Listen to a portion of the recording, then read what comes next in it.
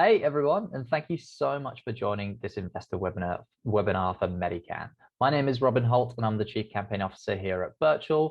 And it's just such a delight to work with businesses like Medicann. You've really launched on the platform and just got fantastic results in your expression of interest campaign. Seeing the progress of the campaign and really joining everybody together for an opportunity to learn more about the business is a huge joy for us, and it's fantastic for us to get to know a lot more about Medicann, and this is really the opportunity that you have to do so. So to explain a little bit about the format for this webinar, we're going to have an investor presentation, which will take around about 20 minutes at the beginning, but then the rest of the time is going to be used to answer your questions about the business. So please, throughout the webinar, add as many questions as you'd like to the Q&A function below. I'll be taking note of those, and I would love to ask Matt those questions and go into them in as much detail as possible so we can get as much out of this session for everybody here today. And if anybody does need to leave a little bit early, do not stress. We will be recording this webinar and we are going to be sending around the recording afterwards. So I'm going to throw over to you, Matt, to quickly introduce yourself and run through that presentation. Thank you very much. Yeah, perfect. Yeah, thanks, Robin. Yeah, thanks everyone for joining. Very exciting time to be able to have a chat with everyone and go through the company in more detail. So I'll just share my screen here and we'll start the presentation.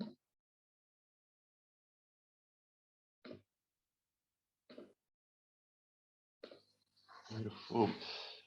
I'll just move this out of the way. And if this gets in the way of anyone's screen, obviously you guys can move this on your end as well.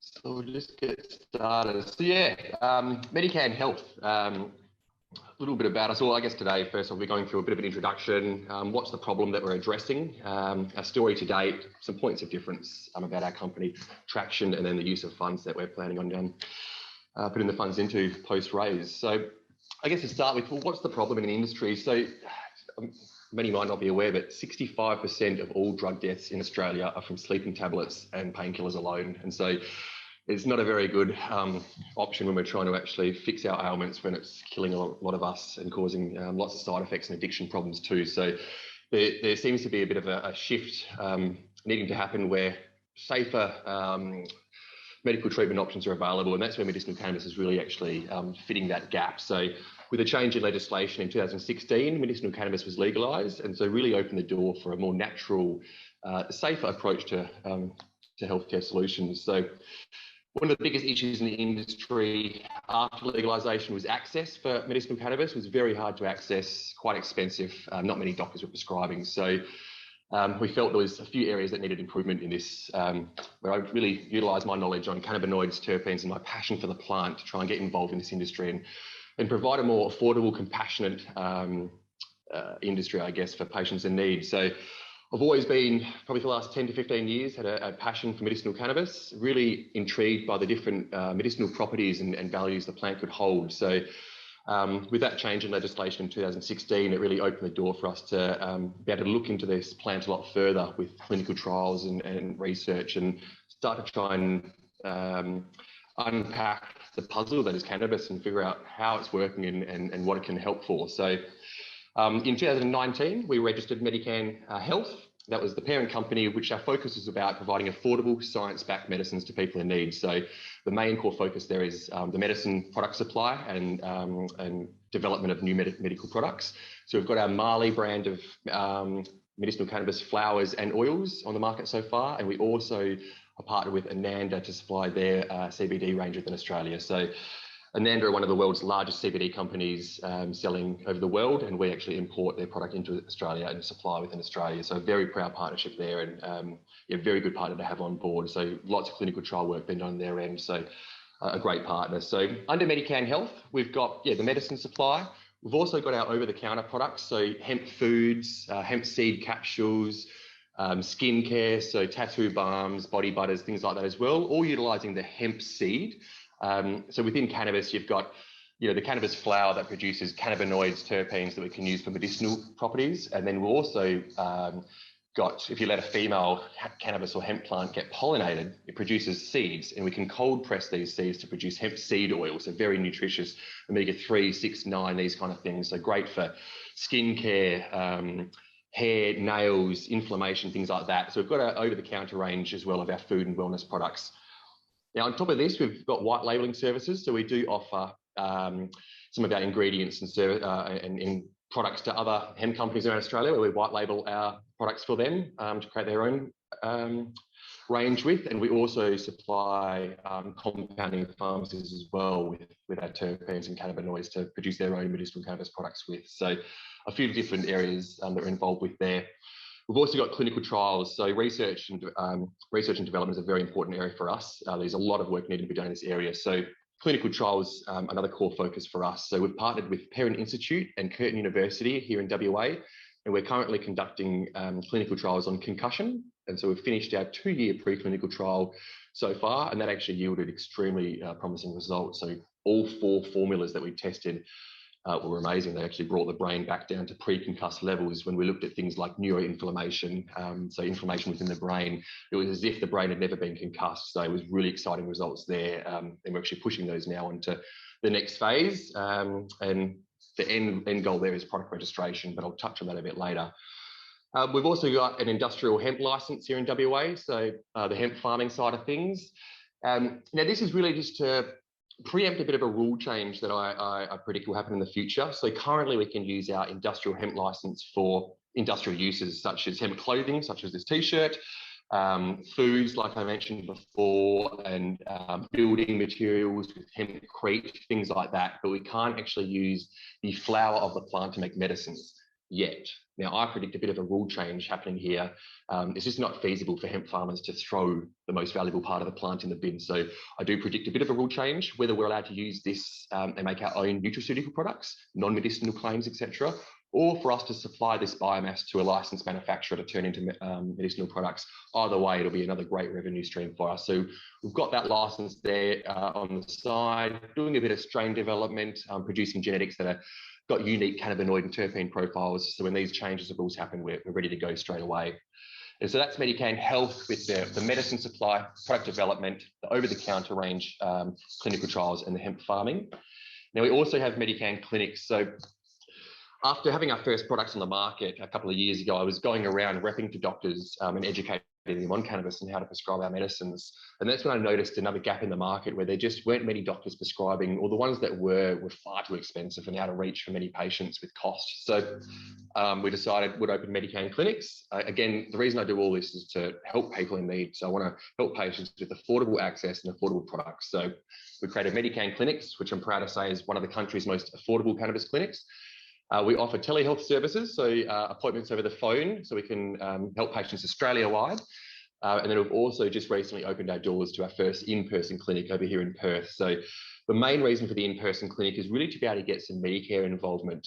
If you see the patient face-to-face one time in the last 12 months, we can actually get some Medicare rebates and potentially bulk bill patients. So again, all about affordability and opening up that access. So the clinic's there to try and tick a few of those boxes. And we've had some really great growth so far through the clinic. We've grown from 1 doctor and 1 nurse from 12 months ago to 5 doctors and 4 nurses already, and ready to scale up again post-raise. So it's really tracking well there. We've had over 3,500 patients. And one of the best things I've seen is we've got an average rating score of over 9.1 out of 10 from those patients. So we really are providing a genuine, reliable service, and we really do care about patients and cannabis. So I think that comes through with these kind of results that we get from the patient's feedback. So that's the clinic side of things. So the clinic is 100%, it's its own entity, but 100% owned by Medicann Health. So obviously invested in Medicann Health, you're part of all of these brands and services. And so as I mentioned earlier with the clinical trials, so we've just finished the 2-year pre-clinical trial at Parent and Curtin. So this was actually one of the world's first trials on cannabis and concussion that actually looked into specific ingredients. So there's been a lot of studies around the world being done in different areas, but a lot of them are very broad, where they just say cannabis does this or THC does that. But there's actually hundreds of cannabinoids and terpenes as well within the plant, and they all have different effects and benefits. So we actually really need to look into these ingredients individually and try and figure out which component is actually doing what. And so this is one of the first trials that actually really broke down the plant and looked into these individual ingredients. So pretty groundbreaking there, and really excited to get to the next steps on this one. It's a much needed area of research. There's currently 200,000 concussions in Australia every year, and there is no treatment option for those people in need. So they literally get told to go home and rest. And we're now learning the horrible outcomes that it can have down the track with things like CTE, anxiety, depression, things like that. So it really is about trying to, well, there's two-pronged approach to this. One, I know we can already help the symptoms such as nausea, migraines, pain, sleep issues, anxiety after the concussion has occurred down the track. But my area of, or interest for this trial is to actually try and treat the patient immediately after impact to try and prevent that damage occurring in the first place. So prevent that inflammation within the brain, prevent the oxidative stress, things like that. So then that damage won't actually occur and those symptoms won't happen down the track. But very, very, at the very least, I know we can address those symptoms as well. So very exciting area. A lot of people will be able to benefit both within Australia and around the world. Now, on the concussion topic, we've actually just recently signed up last week. Ex-NRL player James Graham played for the international England NRL team and also over here in Australia. And he's come on board as our first ambassador for the concussion project. So yeah, we just need people like that to be able to help spread the word to the public and in the sporting world as well, and show that one, there's great potential here, and also the benefits that ex-players are getting. So very proud to have him on board. So there'll be some news coming out on that in the coming weeks. In regards to R&D, some other areas that I want to focus on after this, motor neuron disease and Parkinson's disease. We've had family members with these conditions, and I've seen firsthand the devastation it can bring. And so, again, we're not looking at curing these, it's just helping with symptom control. So things like the tremor, the movement side of things, helping with anxiety and sleep and pain as well. But just the movement side is life-changing for patients. Being able to have a cup of tea in the morning again, just simple things like that, it makes the world of difference. So these are areas that I've seen great results for in the past, so we're looking at formalising this data with more research going forward.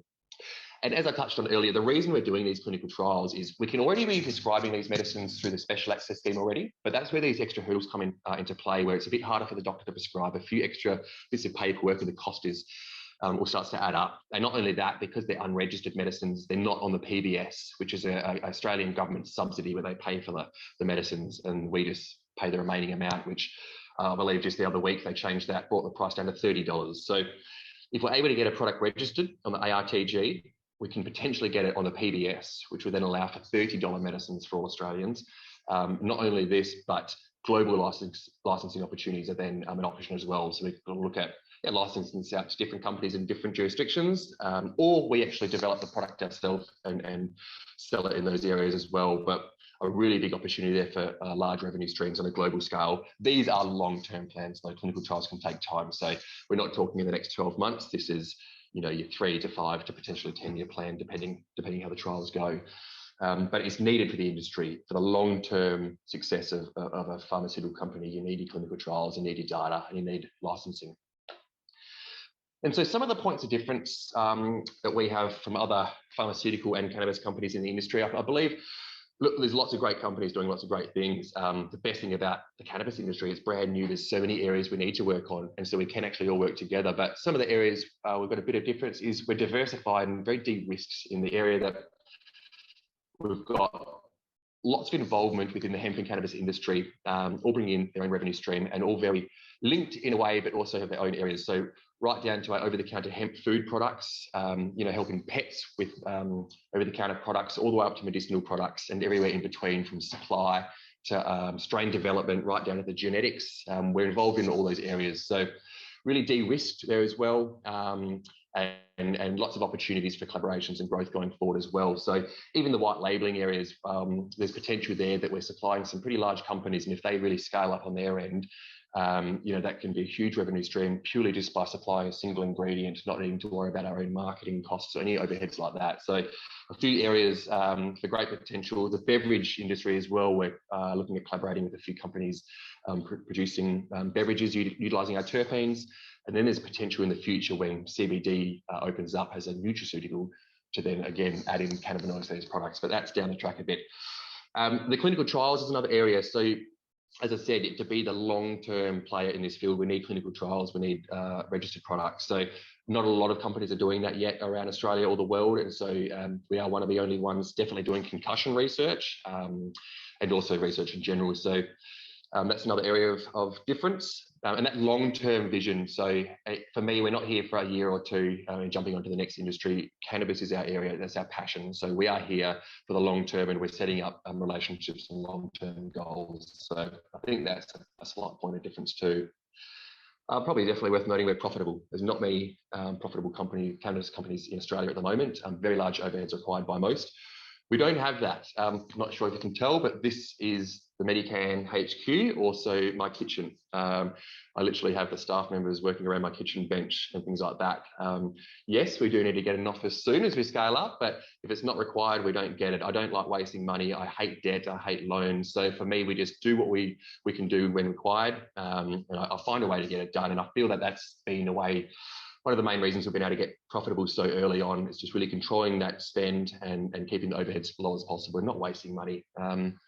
You know, there's reps out there that are giving doctors up to $1,000 a week just on food when they rep to them. I don't know how I do it, but the doctors end up buying me lunch. So again, we find ways to do it to keep the cost down. So profitable, point of difference, definitely. Our price of our products and quality and knowledge on cannabis as well sets us apart. We're one of the most affordable clinics. We've got some of the most affordable products on the market. So price and quality really sets us apart as well. And our partners around the world. So Eco Fiber to supply their Ananda range. They are a global leader in CBD, as I mentioned. We've got Raya, who supply our delivery mechanisms. We've got one of the world's first metered vaporizer that actually meters your dose as you're inhaling your medicine. It doesn't exist in the market yet. So we've got a partner there that we're looking to introduce that to Australia.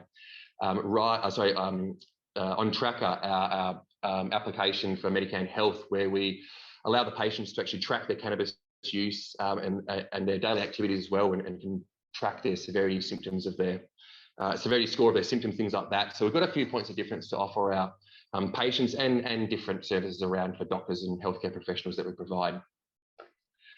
And so traction to date. So I'll just move this out of the way in case it's blocking anyone's view. So we've actually, only been around for a couple of years now and already getting some great traction. So we've literally had little to no paid marketing. Now, we've done no marketing in regards to ads or anything. The little spends we have done are literally on product labels or a product flyer. And so, yeah, it's really amazing to see the growth we've already had. We've reached over $2.8 million already in revenue. A nice little number was, it took us around 21 months to get our first $500,000 in revenue, and then it took us the last 2 months to get 450,000 in revenue. So it is really picking up quite rapidly now, and that's really one of the main reasons we're actually needing to raise some money, is to keep up with demand we're facing with our existing range. So $2.8 million revenue, 56% quarter-on-quarter growth since inception. Record revenue month on month, and even in the last 2 months, whilst putting a lot of our focus on this raise, we've still been getting record months. So imagine what we could do getting a couple of reps out there and actually increase our marketing and sales capabilities. So all these numbers are literally with just word of mouth and organic growth. So I'm really excited to see what we can do, putting a bit more spends into this and a bit more focus and resources. And so, as I mentioned, the use of funds. So realistically, the main core reason is to keep up with demand. We're getting some great growth with our medicines and over-the-counter range, so we just need to scale up and keep up with that.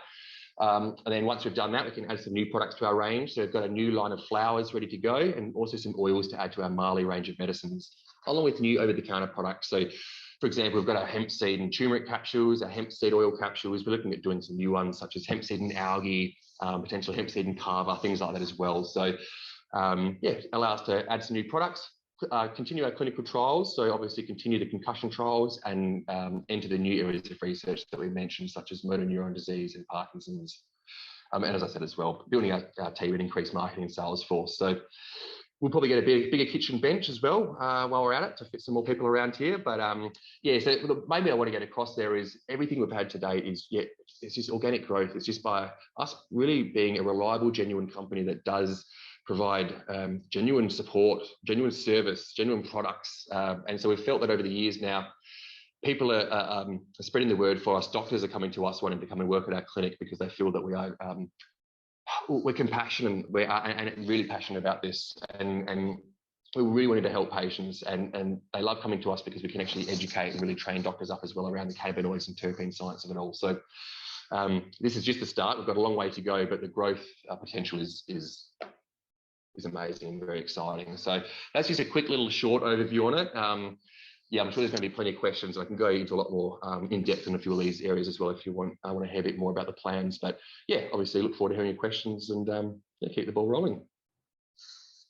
Fantastic. Thanks, Matt. That was super informative. And I really have to say, amazing work on the business you've built. It's really, really quite something.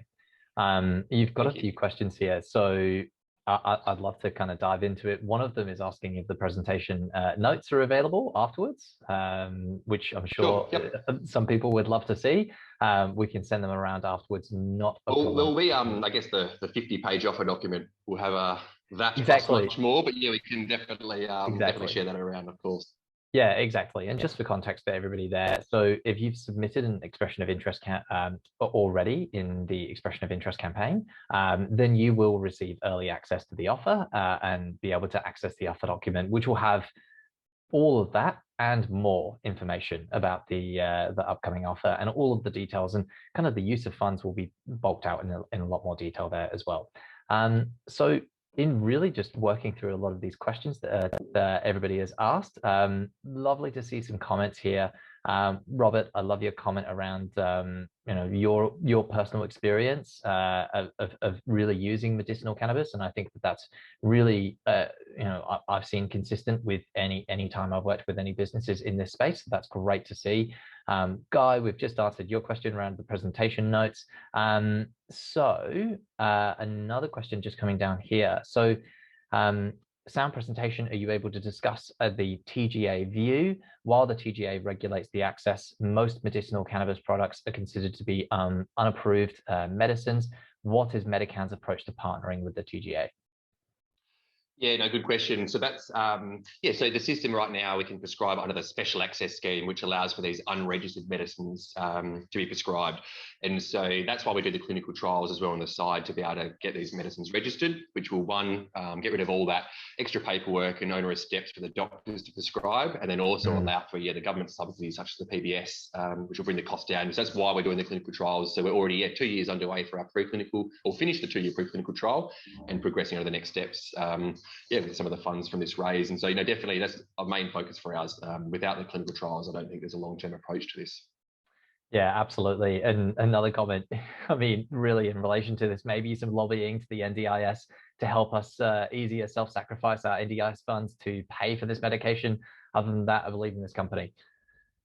Thanks, Robert. Yeah, no, we'll get in touch because we have had some success with NDIS and getting people covered by NDIS. There's also many other ways too, obviously health insurance, DVA, if you're in work cover, things like that. There's definitely ways we can get subsidies, and NDIS is one of them too. And so our team of doctors and nurses really work really hard behind the scenes to get those things kind of underway for our patients. But yeah, it's not the perfect system at the moment.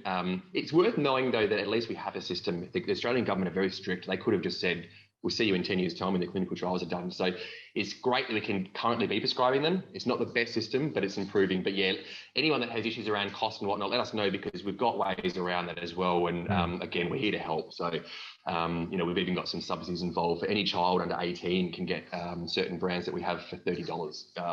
That's like an 80% reduction in price, things like that. So there's ways around it too. So always just be open with us and ask us, or your treating doctor and things like that, and we'll do our best to help. Yeah, fantastic.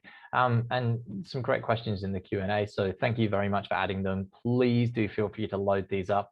All the questions are visible to anybody, so you can always upvote something that you want to ask, or please ask any other questions that you would like to know information about. So Matt, what's the proportion of revenue and profit that comes from the clinic versus the products?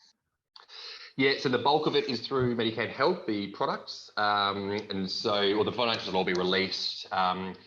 It was around, I've actually got my numbers right, touch over $1 million last financial year for the medicine side. And then it was around 300,000 for the clinic side. And that's all obviously scaling up quite a lot now. So I think last month, I better not guess some of these numbers. I'm actually got the financials in front of me. We'll be releasing that soon. But yeah, the large proportion at the moment is the medicine side. Yeah. So with the cannabis clinic, that's It's really just a way there at the moment because everyone's own doctor's not doing it. And so the clinic for me is not there to make money. It's just there to help with access. So it's actually amazing that it's profiting, being one of the most affordable clinics in the country. But realistically, it's a bit of a two-pronged approach. One, it's a good way to get a backdoor to the doctors. So we help their patients. Their doctor didn't want to give them cannabis. We help their patient. Then their patient goes and sees their normal GP again, and the GP can see in front of their eyes how much has helped. And then we can hopefully convince them that way. But yeah, down the track, I'd love the clinic not to have to exist and everyone's own GP does it for their own patients and bulk bills them. That'd be great. But until then, we need to exist. But yeah, 80% of the revenue is coming from the medicine supply. Yeah, fantastic. I love this question actually, really on the basis of the business and where it's at. So what do you think Medicann's main risks are in the short and long term? The main risks, well, the clinical trial side, really, I guess, because with science, it's the unknown, as much as I know that I've had many results I've seen with these different cannabis formulations over the past decade, I've seen the results firsthand. It's still the unknown of when we get in the clinical trial space. So, and it's not about whether it fails or succeeds, it's just the time it will take to make sure we get to the end. For me, if something, it can't fail for me. We still learn something. If we didn't get the result we want, we still learn something. We can alter it and go again. So I think the biggest risk is that side, just the unknown of how long the trials may take. Other than that, it's things like competition I don't really see. I see any competitor as a potential collaborator. We're in a new industry. We all need to work together. We all know certain bits, but we don't know everything. So that's the most exciting bit too. I've been able to call up some of the world leading companies in their area and actually partnered with them and supply their devices or collaborate on formulas. Oh, right. I feel if I was developing a new soft drink and try to collaborate with Coca-Cola, they'd just hang up on me. Chance. So yeah, exactly. So it's quite a unique experience to be able to do this, and so it's really good there. So yeah, in terms of risks, I think really probably the clinical trial side is the biggest one. And I mean, regulations can change both for the good and bad. I think we're too far now for it to be made illegal again. The good bit there too is I'm quite involved in these changes. I get invited to Parliament to speak and help in these committees and actually try and change or help with advising around the framework, which is exciting as well. We can actually, if the system's not the best, we can help change it. But yeah, they're kind of the areas of risk so far, I think. Yeah, fantastic.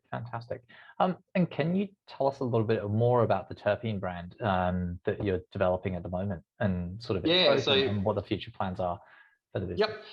So the terpene side, the over-the-counter brand we've got is Endoscent. So it's probably be backwards, I guess, but there's one of the products there. Endoscent. So we actually are partnered with, again, one of the world leaders.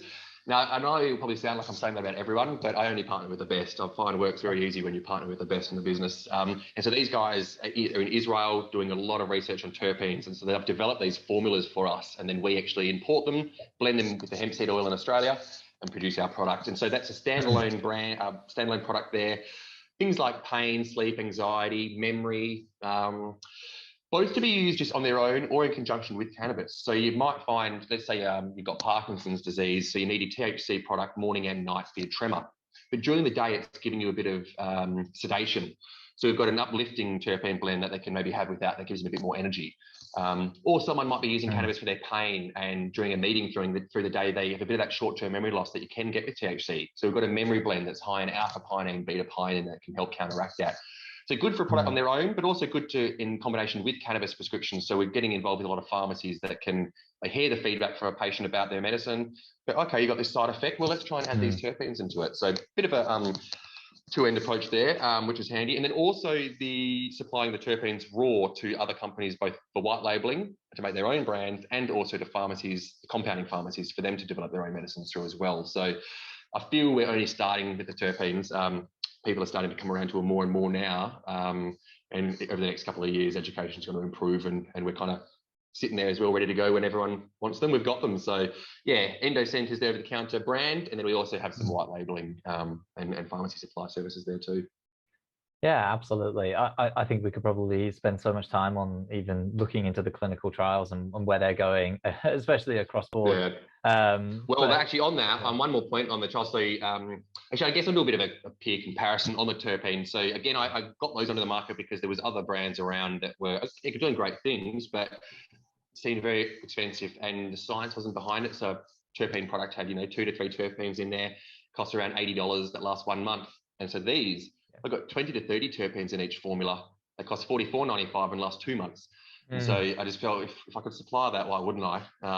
Ticking all the boxes of cost and actually being a premium product. And some of these are going through clinical trials. So this one here, a pain formula, has actually gone through a clinical trial for pain and beat steroids at its anti-inflammatory properties. So we've actually got a lot of clinical evidence to support this as well. So it's quite an exciting area. And so we actually used our Israeli partner to produce a specific terpene blend for our concussion trial as well. So lots of different ways we utilize those terpenes. That's awesome. That's awesome. And any research into hemp for anti-epileptic use? Oh, yes. We're not conducting it ourselves. There is already enough research being done there, so we're letting the others continue that.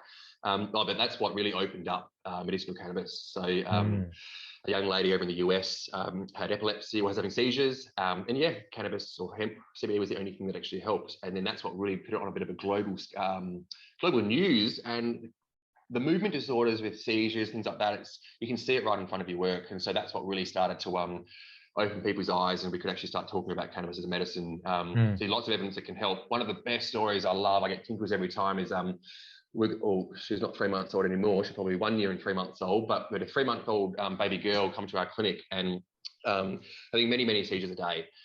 And then so we gave them some of our product within a few weeks. After that first dose, it was seizure free, but within a few weeks, the parents came back to us. They made a movie about it. It was lovely, and they let us know that one, they made eye contact with their child for the first time in their life. She smiled at them for the first time in her life, and they heard her laugh for the first time in her life. And I get those shivers, and it's because I've been very lucky with not being exposed to too many serious ailments like that, and hearing that story about having a child smile at you for the first time, and that was enough for them to, wow, this is amazing. It's not about just sometimes it's the most smallest of things. As I mentioned with Parkinson's, being able to have your cereal in the morning, just minor things like that are a huge help for people. So epilepsy is definitely a big area that can help. And see, some people might try a product and it doesn't work for them, but what we've got to understand is there's many different ingredients in these products. So there's hundreds of cannabinoids. THC and CBD are two common ones.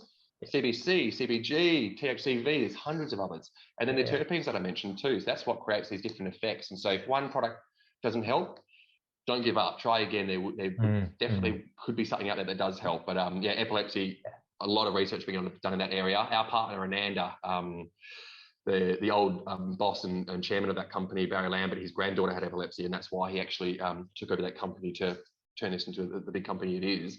And that's that Caitlin's gift I mentioned before. For any child, no matter what the condition, they get medicine for $30. Again, it's because he's seen how much it helps his granddaughter, and he wants to pass that legacy on. So it's a lot of exciting areas for epilepsy and many others. Autism, I've got a great story there about a young boy being able to go back to school, and then the parents could go back to work again. And so I really hit home about helping the whole family. Yeah, that's awesome. That's awesome. I know you've mentioned this as well in the presentation regarding the next question, and some businesses are very much so focusing on different areas like subscriptions or focusing on the sort of model of building out these different clinics in certain areas. But who are your main competitors, and how are you sort of differentiating yourself? You mentioned a few of these points in the presentation, so perhaps it's just an elaboration on that point. Yeah, so I guess there's two ways to look at it. One, we could have competitors in the pharmaceutical industry as a whole, Pfizer, Johnson & Johnson, etc., but they might also be the ones that buy us out later. We'll see. But they're our competitors in regards to healthcare and treating things like pain. We want to get people off opiates and onto medicinal cannabis with a lack of side effects, things like that. But within the cannabis industry, if we're looking at that, then it's just those points of difference, like our areas of research, as I said. So, another company might be focusing on epilepsy. We're focusing on things like concussion, motor neuron, etc. That diversified portfolio we have. So, we've got right up to the genetics. So the other director, Luca Di Prato, he's actually completed his PhD on hemp agronomy. And so he looked at things like growing different cannabis varieties in different climates, and also using different nutrients to look at the cannabinoid or the difference that it could give on the cannabinoid profile. And then also things like regeneration of post-mine land using hemp, as well. So there's all these different areas, but right down to even just strain development, producing the genetics we need to give us an abundance of the ingredients we want, or even if it's an industrial purpose, just having a homogeneous plant that it's the same size, so the harvesting equipment can do it easily. Just all these kind of areas. So right down to the genetics at the hemp farm, product development with medicines, the clinical trials, even having our clinic itself, our over-the product offerings. We're kind of involved in it all. Now, in saying that too, I'll make sure we don't get too distracted and we don't actually put a lot of capital into these other areas I mentioned. For example, the hemp farm I had the other year where I grew 50,000 plants. They were all about 4 to 5 meters tall. It was amazing. I had a lot of attention on that. It cost me $1,000. It's because I'd got the license. Yeah. I went down there myself with the shovel and the tractor and planted everything myself, got my hands dirty, and it cost $1,000 from start to finish, and we produced millions and millions of dollars of CBD flower. We had to bury it, but when we're allowed to use it in the future, there's a lot of potential there. But it's really just a case of I guess a finger in a few pies, but not spreading ourselves too thin. As I said, it's early when they had that hemp farm. It was a time when I could spend 1 day a week there. We didn't have a lot of actually day-to-day business going on back in 2019. So the core focus, medicine supply, and a few things on the side to have as to support us. And as those areas pick up as well, we can put some more resources into those areas to scale them up as well. Absolutely. And this is the thing. And when you kind of dig into this, limitations always apply when it comes to doing clinical trials, especially when there's restrictions around a product, especially when there's restrictions around legalization. And I mean, whenever you hear from anybody in this space, they say that if you break down the barriers to legalization and you make something legal, actually the way in which people are able to study it becomes significantly easier, and funding increases to be able to study it. So what have your limitations been to be able to effectively study and really just get the access to partner to these labs, to be able to partner with them to actually conduct these trials? Yeah, so it was quite an interesting one. The way that concussion trial came about, I was just at home. I always knew I wanted to do work in this area, and then an ad came on TV from Parent Institute, and it just literally listed off all the areas that they researched. So concussion, motor neuron, Parkinson's, a few areas like that. It was literally just cannabis. I already knew from my experience that cannabis helped many of those areas. So I gave them a call.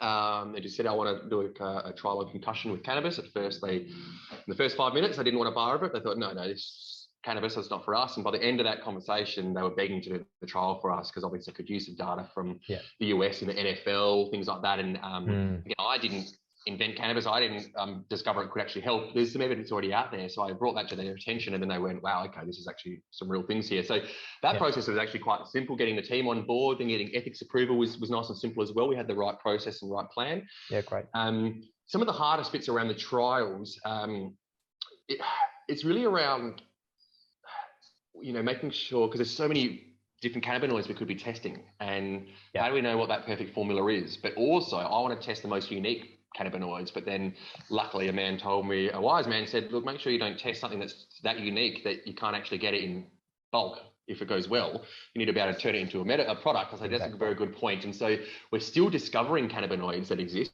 So we haven't even found them all yet. And we're still discovering cannabinoid receptors within our body. So you'd hate to get halfway through a trial and realize there was a magic ingredient we missed, but I think we still need to get the ball rolling. That's why we've done preclinical, just to start getting this data. But that's the most tricky bit for me about wanting to perfect it. I'm a perfectionist as well, and I want to get the best formula.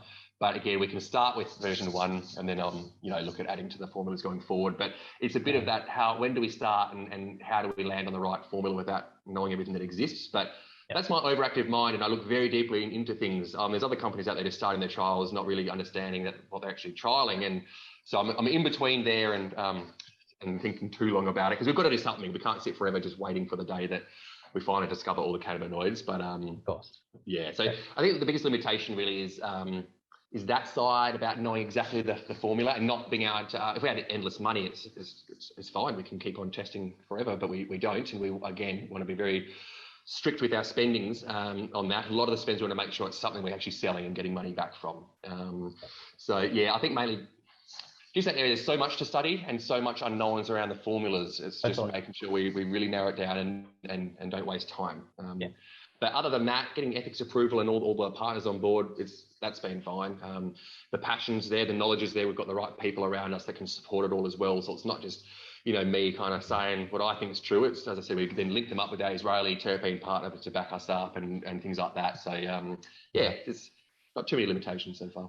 Yeah, fantastic. I feel like you've probably already covered this next question, but is Medicann doing anything to help educate the public or provide more of an understanding on cannabis medicines?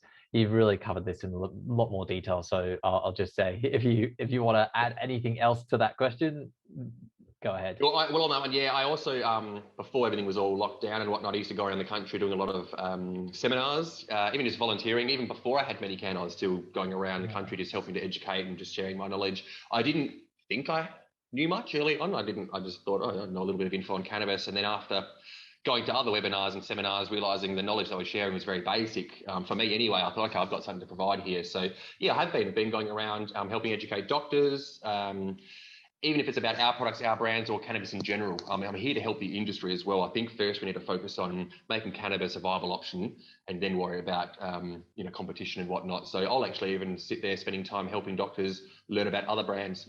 Our products alone aren't going to help everyone. So the doctor needs to know about everything that can help their patients. And I think by being that genuine player and really helping like that, it does, in the long term, it comes back and these doctors realize that they're actually here to help. Let's go back to Medicann and get more involved. And so, but yeah, no, so we are very much involved in that, me personally and the company as well, but that's another area that we'd like to scale up to, just that education platform. Post-raise, I've got a big list of post-raise things we'd like to do, but yeah, things that are definitely needed for the whole industry is education, definitely. Yeah, fantastic. And is there a risk in the unlikely event that states legalize recreational use of cannabis to your revenue streams? I won't need to go through clinical to sort of get hold of the product. I've heard many sort of views on this, but generally, yeah, I'm keen for your viewpoint because of course it's going to come from your years of experience. Yeah, I can't wait for the day for legalization for adult use. It'll be great. One, it will open up another revenue stream for us. And in regards to it interfering with our medicinal side, well, yes and no. So, for example, let's skip forward 5-10 years, recreational is legal. There's also some registered medicinal products that are on the PBS. Well, that one's going to cost you $30. Your recreational cannabis from the dispensary will be whatever the price is, plus a lot of tax as well. So that one will always be more expensive. But I need for it all. I'm all for all of it. If someone's just wanting to relax after work, there's no need to get a prescription from the doctor, I don't think. Epileptic patients definitely need it from a doctor, and you want that exact same formula each time so you know it's going to work. Someone's just needing a bit of relax after work. If that product didn't quite do it, it's okay. They're not going to die. So I want all of it to happen, and it's not going to interfere. We'll then open up our own little boutique grow and have a little dispensary as well. That'll be amazing. I can get my hands on the plant again and do what I do best. But yeah, it won't be a case where then everyone just gets recreational because there could be any taxes there. Again, there'll be government subsidies with the medicinal side. So there'll be a use for it all. Yeah, awesome. Awesome. No, completely concur. And really, you're incredibly well set up to be able to actually capitalize and grow if that day, when that day comes, it really does. I mean, if you look at what's happening over in the US and look at what's happened in Canada, it's just really kind of a matter of time until it does grow into that industry. Interesting question below here. Would you be looking at or researching links to other medicines, particularly psychedelics such as MDMA or ketamine? Yes. We will. Yes, potentially. For that area there, I'm a believer in all those areas. My knowledge on them is a bit more lacking. So that'll be a case where, yes, we get into that area and then obviously hire the people that know what they're doing there. For me, I understand cannabis very well. But we'd get the right people on board to do it properly. I'd learn from this cannabis industry as well, and I'd probably go for the license day one that they turn psilocybin and things like that into a Schedule 8. Get the license day one when it's very easy, like it was for the cannabis ones, and then they change it and make it a bit harder later. But yeah, no, definitely that's areas of interest to us as well. Products on their own, and then even look at combining them. I'm sure that psilocybin and CBD could be great for concussion as well. But definitely those areas are of interest to us. But I don't like to do things just because, or just to make an announcement when it's not real. So for us, if we're doing something, we're doing it right. I don't want to get distracted and things like that. So, but a lot of opportunity there for that as well. It won't be a case of kind of jumping ship and going to the next thing. It's, cannabis is our core, but plant-based therapies too. So psilocybin, etc., fit into that. A lot of potential there. And it's exciting because cannabis is kind of opening that door to these other forms of medicine that people were a little bit iffy on, and starting to now make people realise, okay, we can start looking at these things in a really different light. So yeah, lots of potential there as well. Yeah, I love the focus. You're like, this is what we're doing first. This is what we're going to execute. This is how we're going to do it. Of course, there are studies out there to show that they're treating PTSD patients with MDMA, pure forms of MDMA. Know a few academics in my life, and they've been able to test a pure product, and that's really interesting because of the kind of impact that it's been able to have. But of course, that's a completely different product that comes with a completely different set of legalization and standards, and what it looks like and how you're going to set up that kind of operation.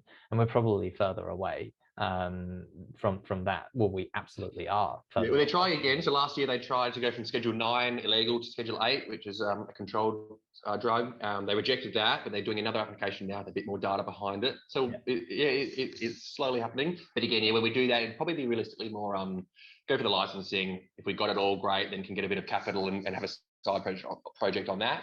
Yep. Myself, if I got into that, it would be a big distraction. But again, I view everything right now how we are now with a very small team. I also realise in the future, yes, we can get some extra team members to do these other jobs. So I don't have to do it all. But it's on our radar as well. But no, I won't just be jumping at everything as soon as it pops up. Only if it looks like it will fit. But no, the mushroom, MDMA, ketamine, definitely. Yeah, I see lots of potential there. Yeah, sure. Definitely. And Catherine, thanks for your question here. In terms of investment, what is the share price at the moment? So this, completely understand you're asking about the share price. This will effectively determine the valuation of the company in accordance with how many shares are available. The valuation will be available in the offer document when the offer is live, and you gain early access to it. Hopefully, if you've expressed interest to invest. Matt, please feel free to develop on that point if you'd like to add anything. Yeah, so we're still settling on that. We've done a nice close little range at the minute, but again, we're using this expression of interest period and talking to the potential investors as well, just to gauge their thoughts on it all too before we really settle on that number. So I don't really want to. A couple of days' time we'll be able to reveal that. Fantastic. And also, you've got a question here around what your forecasted burn down rate is, including establishing of new markets in your broader plan. Just for context is here as well, you won't see sort of forecasted revenues far out in the offer document. The main reason for that is really the definition that we have to adhere to, which is the kind of forecasts need to be based on a reasonable basis of prior historic revenue. And of course, you've established a very fast-growing business on your side, but really, when it comes to sort of that consistency of growth, it would be harder for ASIC to be able to look at that and say, well, that's a reasonable basis that they might increase by 20% year on year. So when it does come down to forecasted rates of what you might be able to look to achieve, of course, the business might be stating, this is what we're going to be using the funds for. This is where we see the business growing and growing into. But in terms of some of those specific numbers, you wouldn't necessarily be finding those in the offer document.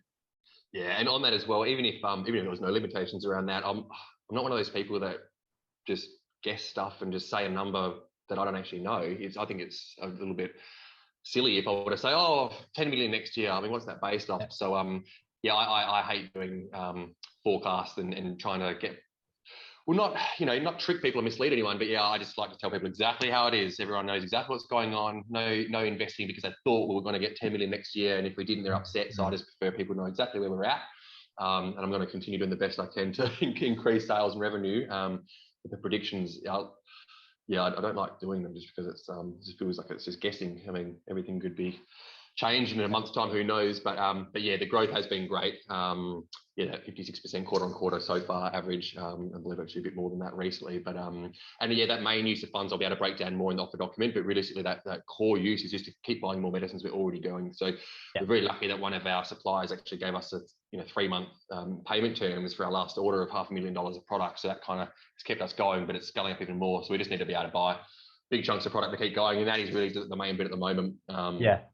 And then we also extended the raise a bit more than that to be able to, just get extra people on board too. Up until now, the minimum investment we've been able to offer for people was $50,000, and it was hard or impossible to get family and friends, etc., on board. So this is the first time we've actually been able to just get everyone to jump on with smaller parcels and have people come on board on the ride with us. I remember one of our biggest days early on when I was going to pick up our first import.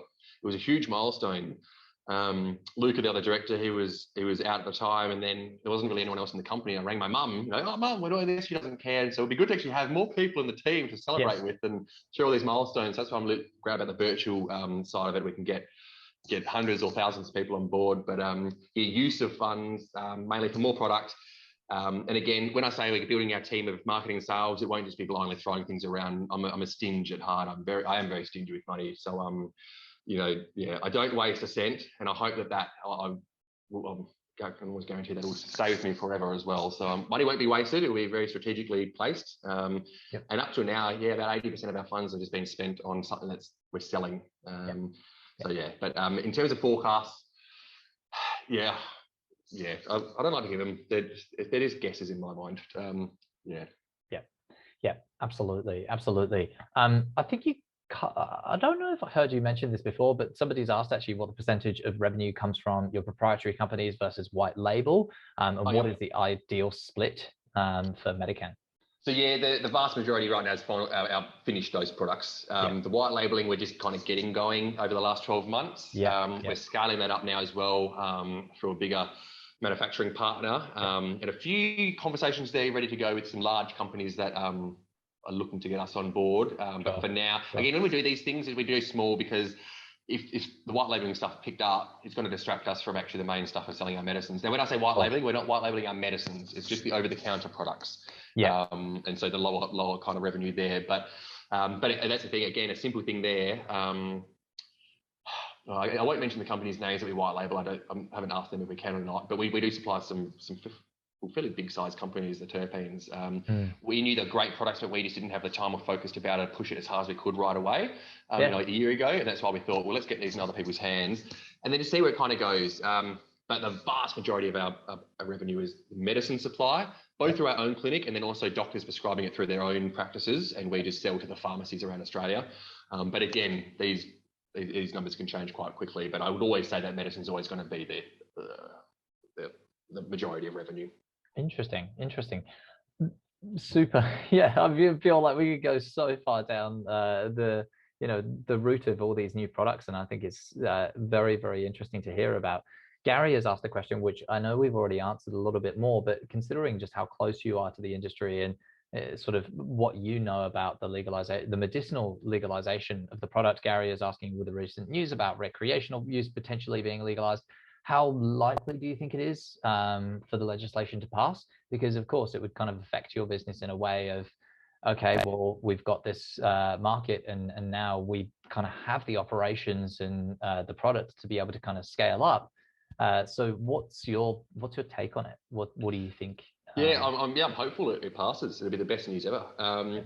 This one that they just put in, I don't know how that one will go. In terms of legalization, 100% it will happen. It's just a matter of when.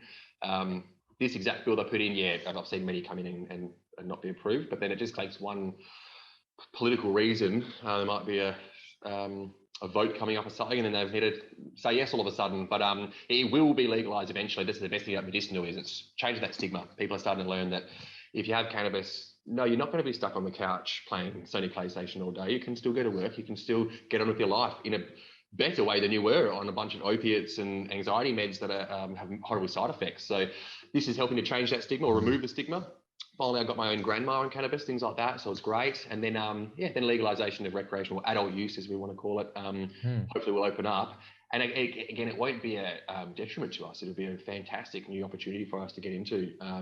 As I say, I can imagine setting a nice boutique grow, dispensary out the front, growing premium flower products. The issue is at the moment, I love the cannabis plant, but the medicinal side, it's less about how well you grow it and more about how well you can standardize it and keep it the same formula or get a good shelf life on it rather than just producing good flour or good oil.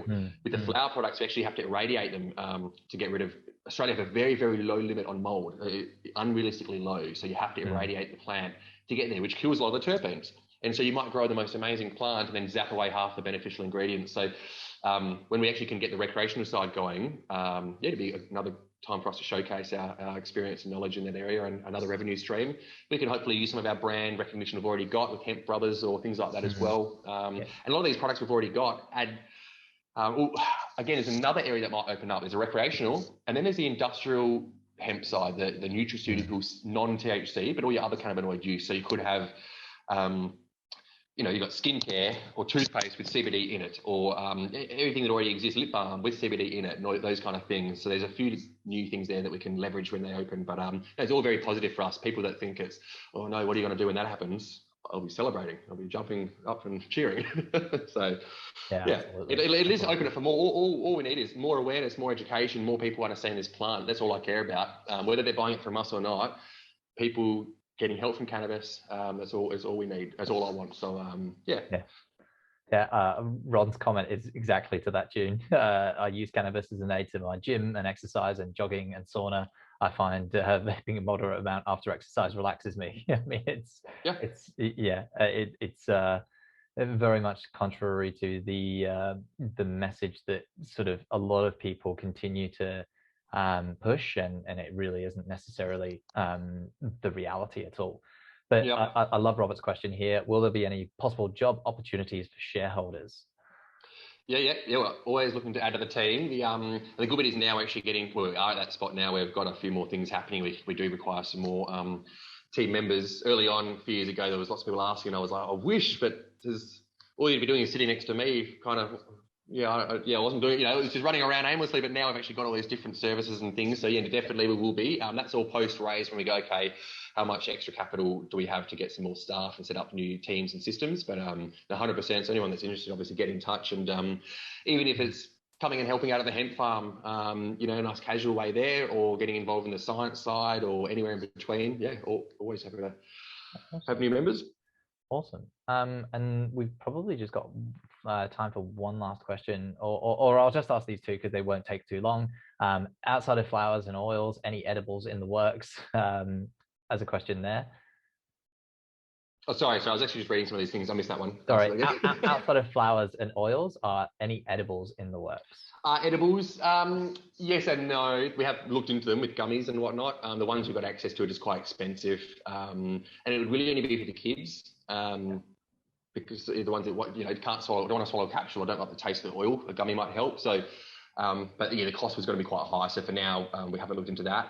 Gummies in general, just for edibles, potentially a bit more down the rec side, because we've got to remember, if we're trying to prescribe a medicine and as a food, it's kind of does become quite tricky to get a 2-year shelf life on a chocolate bar or something and things like that. But so the only area for edibles as such, potentially gummies for the kids.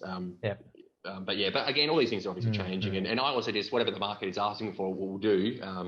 So yeah, my answers now can easily change. Yeah, for sure. And will you guys look at potentially in the future look at expanding into medical cultivation facilities? Potentially. It's an interesting one there. I'd love to. The reason we haven't yet is because it costs $5 to $10 million to set it up, and well, I think that's why a lot of companies aren't profiting. There's a lot of overheads, and so. And I also feel that we might start. I mean, I'm got good cultivation experience, but small scale, not very large scale.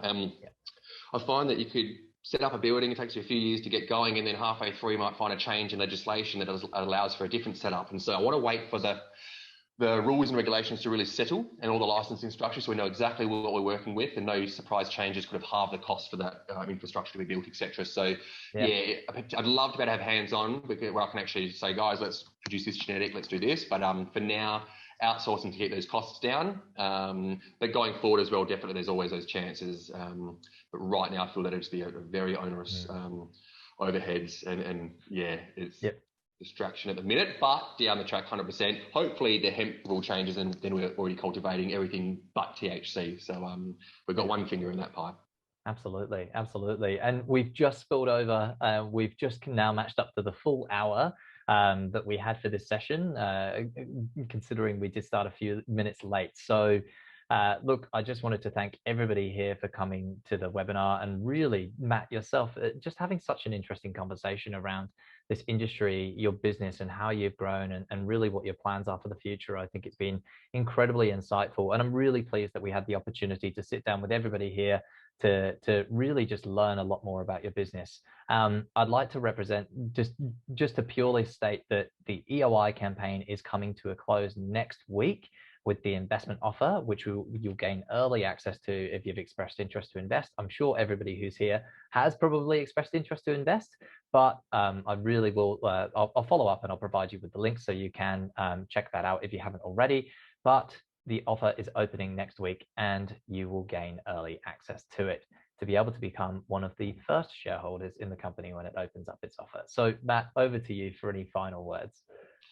Thanks for that, Robin. And yeah, thanks everyone for coming and watching. I hope it was useful. And so, I get quite passionate, excited by it all. So I do understand it's very all over the place. But I think that's been helping me in the journey so far. But no, thanks for everyone and anyone that's expressed interest. Thank you. And obviously, I'm an open book. You can contact me, and more than happy to chat for hours longer about all this. I love it. So thanks for everyone for your interest in joining in. Awesome. Look, we'll send around a recording of the webinar if there's any other part that you want to go over in more detail. But thank you so much, everybody, today. We'll see you soon. Take care. Bye. See ya.